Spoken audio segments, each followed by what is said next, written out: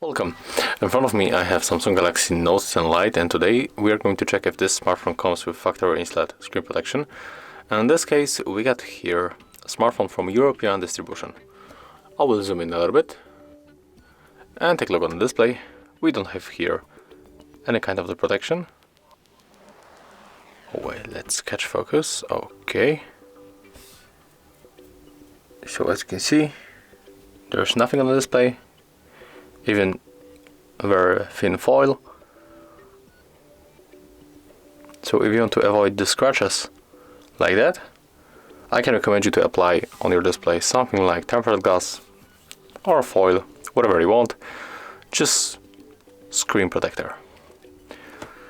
And that's all. If you found this video helpful, remember to leave a like, comment and subscribe to our channel.